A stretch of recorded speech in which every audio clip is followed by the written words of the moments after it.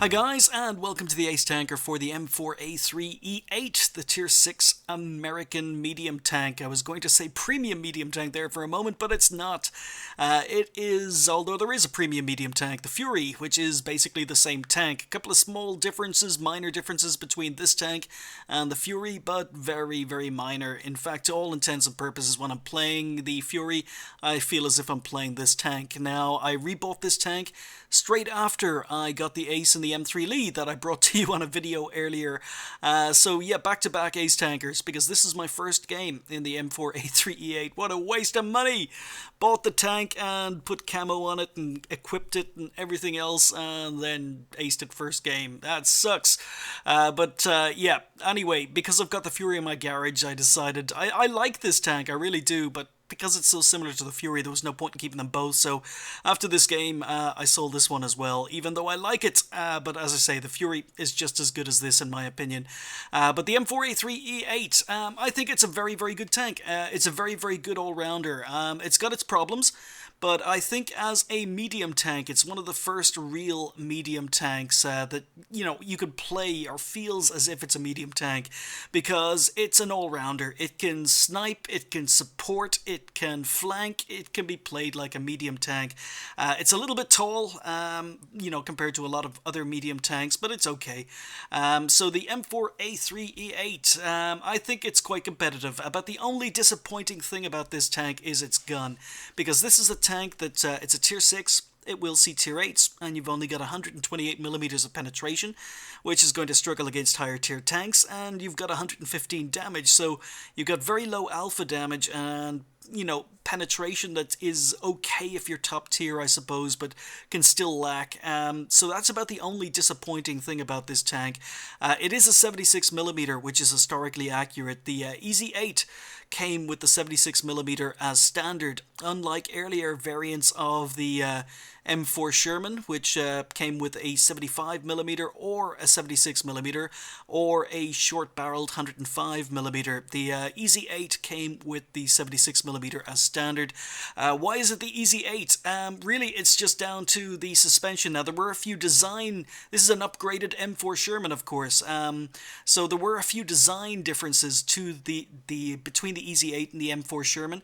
The first one is the tracks. You'll notice that the tracks are very, very wide on this tank. You know, compare it to something like the T67 there beside me. The tracks are very, very wide, and the suspension is different from the Shermans that came before it. I think it was the HVSS suspension used on this tank. So tracks and suspension are the main difference between the Easy 8 and the earlier Sherman variants. But there were a couple of other differences. It came with a couple of pieces of equipment as standard, which don't come on the tank. It came with vertical stabilizers built into the tank as standard, but you've got to buy those for credits in World of Tanks. And it also was the first of the American tanks to come with a wet ammo rack as standard, and again, you've got to buy a wet ammo rack if you want one on this tank with credits. So yeah, two pieces of equipment that differentiated the Easy 8 over earlier Shermans, but you've got to buy those pieces of equipment if you want them in-game. This is a tank that really a lot of people, I think, dislike, mainly because of its lack of armor. It's perceived as a tank that has no armor, which isn't quite true, but certainly when it's compared to a tank like the M4A3E2, the Sherman Jumbo. Yes, this tank has very little armor. The frontal armor is not amazing, but it does have armor because it's a typical American tank. In fact, if you get used to playing the Sherman, you're going to get used to playing something like the Pershing, because this tank has amazing gun depression of 12 degrees. So it may not have a great gun, but it has amazing gun depression. And about the only armor on this tank is its turret. You can see an incredibly good gun mantlet. It's quite big, covers most of the front of the turret. What isn't covered is angled. So the turret armor is about the only armor you can rely on this tank. The hull armor, front, side, and rear is all pretty poor. You can angle, but again, if you angle, you're exposing your sides, so you've really got to keep the hull of this tank hidden. Go hull down, use the turret armor to get the best out of the Sherman, but other than that, I think it's a pretty good all-rounder. I think you can do pretty much anything that any other medium tank in the game can do while you're driving the Easy 8. Surprisingly, historically, the tank came to the war very, very late. This was not introduced till December 1944, right up till the last closing months of World War II. So it was a very late variant of the Sherman, but it was so successful it was adopted and mainly replaced other Shermans that were built. It was still in use right up till the Korean War. It was also sold to a lot of other countries. So while there were about 60,000 or over 60,000 M4 Shermans built and Sherman variants throughout World War II, about 4,500, I think 5,000 Easy 8s were built. But as I say, came to the war late. Anyway, this is my first game in the tank, and I'm going to be playing it to its strengths. As I say, even though it's my first game, I'm very, very comfortable in this tank because it's the Fury. Now, even though I don't play the Fury all that often, it's pretty much the same tank. So what I'm going to be doing is I'm going to be heading over to the 9-0 lines, and as I usually suggest, always go 9-0 on steps. It doesn't matter if you spawn in the north, it doesn't matter if you spawn in the south, it doesn't matter if it's an encounter game or a standard game. This is encounter. Always go 9-0. Unfortunately, our team are going 1-2, as so many people do, to go to die. No matter how many times during countdown I tell people 9-0, 9-0, 9-0, they all go 1-2 lines or camp spawn, so it doesn't matter whether it's a tier 10 game or a tier 2 or 3 game, it's always that way. I don't know why. I don't know what the fascination with the 1-2 lines is, because you can't do anything over there except point your gun straight forward, but we're moved over and we're on our own, and you can see for relatively low alpha damage, but we track the Panzer IV-H, I think, but we're just going to work here. Now I see a Leopard, he's got a Leopard for support. We've reduced the Panzer IV-H to a 2-hit kill, and he's a 1-hit kill. So at the moment I'm on my own, I've got absolutely no support, but you can see the rate of fire on the tank is okay. As I say, the low alpha damage affects the DPM, but as I say, the rate of fire is okay. So what we're doing is we're staying angled, and the Hellcat appears out of nowhere and puts a shot into me. So yeah, frontal armor on this tank is not amazing, but what I'm doing now is I'm angled and I'm hull down.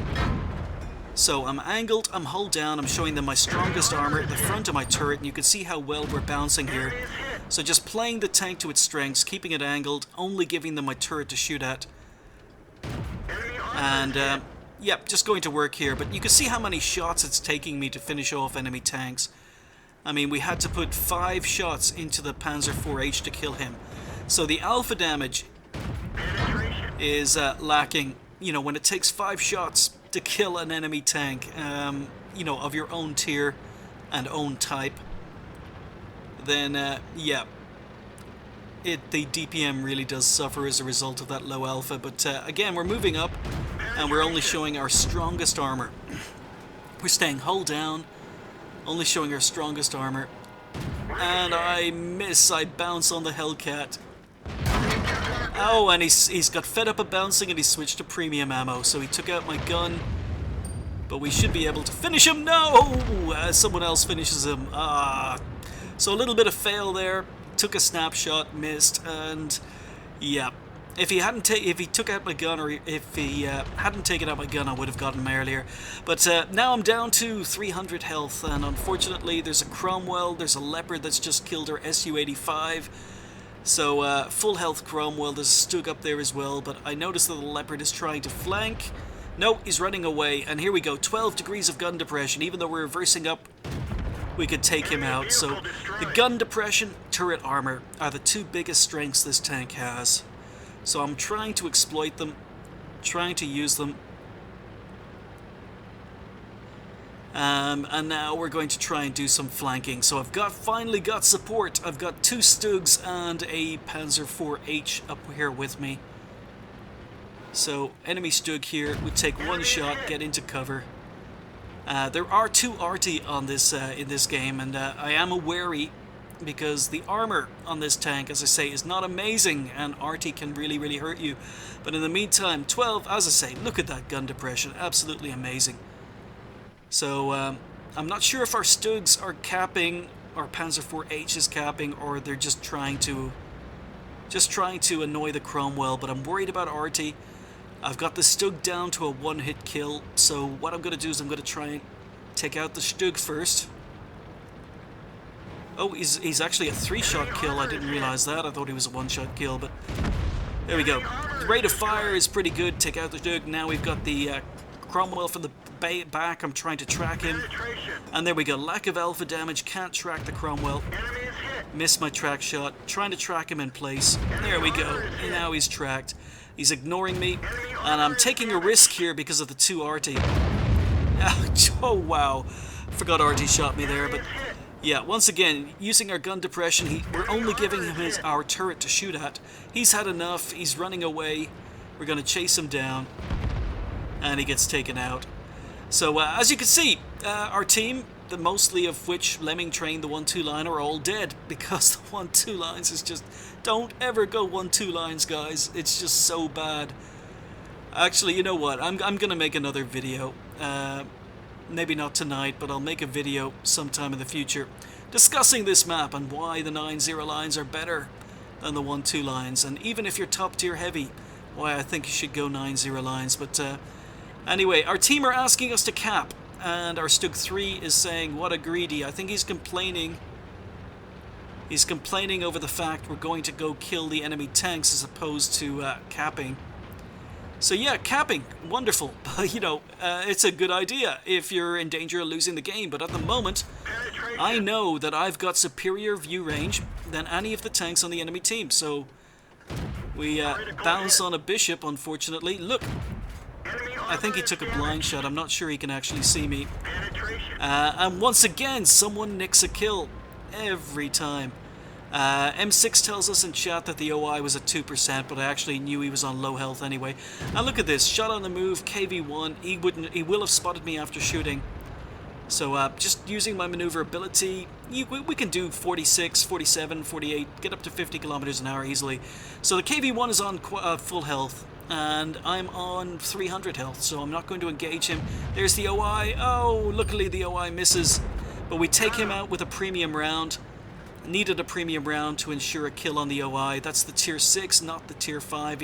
If he'd been tier 5, I didn't need premium. But we take out the OI. Now it's just the KV1 who's under fire. He's ignoring the Panzer IV-H behind him. He's coming for me. RT's just missed. So again, I can kite him. I've got the speed, I've got the maneuverability. So I stay safe, move up, gun again, use my gun depression, staying hold down, only giving him my turret to shoot at. And he's decided to go for the Panzer IV-H, so I don't know, maybe... Oh, we set him on fire. So there we go, there's kill number 5. Yeah, as I said, I was very, very comfortable in this tank. First time I've played this tank in about 3 years. And I was really debating whether or not to keep this tank afterwards, but I just decided the Fury is just so similar, and I enjoy playing the Fury, even though I know a lot of people out there think the Fury's a bad tank. It's as good as this one, and I love this one. So I enjoyed this tank first time round. I just didn't ace it. I wasn't as experienced a player first time round. So I'm happy to have rebought it, happy to have played it, but I'm on 5 kills, and unfortunately I misjudged where the AMX-13F3 was because I didn't realize. I thought maybe he would have relocated, but nope, he's still sitting in the same place. So he fires, he misses the Stug, and I'm hoping... Oh, Stug misses, and now I've got a chance of getting my Top Gun. He's on 63, but we nicked the kill for kill number 6, and 3k damage in my... as I say, first game in the Easy 8 after rebuying it. So yeah, back-to-back Ace Tankers after the M3 Lee Ace, and I really, really do like the Easy 8. In fact, I probably prefer this tank over the Sherman Jumbo, believe it or not. I know a lot of people out there love the Jumbo. They would prefer to play the Jumbo over the Easy 8, but yes, the armor is nice, but I just prefer the maneuverability of the Easy 8. It's probably one of the reasons why I like the Fury, and a lot of people out there don't, but yeah, I like this tank. What could I say? It was an ace, it was a high caliber Top Gun, finished top on XP with 1447 and almost 3000 damage. Now, it was a nice matchup. It was a very, very nice matchup. Tier 6 game, lots of Tier 5s on the enemy team, but yeah, I can't complain. Can't complain. Happy with the game. 39 shots fired, 30 hits, so a couple of bounces, couple of unfortunate snapshot misses, but other than that, the gun performed. We spotted 2, damaged 9, destroyed 6, did 232 assistance damage, so I pretty much killed everything I was spotting, and 40,000 credits earned with a premium account. I do like this tank, and as I say, back-to-back Ace Tankers with the M3 It was also my first game, or first, I was going to say first game of the day, but first game in 3 years in the Easy 8, and it was a really, really tough decision whether or not to keep this tank or whether or not to sell it, and I decided to sell it because, yeah, it's too similar to the Fury, no point in keeping both tanks. So I sold this and I bought the Sherman. I bought the Sherman Jumbo. So I'm going to be trying to get an ace in the Sherman Jumbo in the next few days. So hopefully it's not going to take too long. But anyway, yeah, I'm going to miss the speed and maneuverability of the Easy 8 while I'm driving the Sherman Jumbo.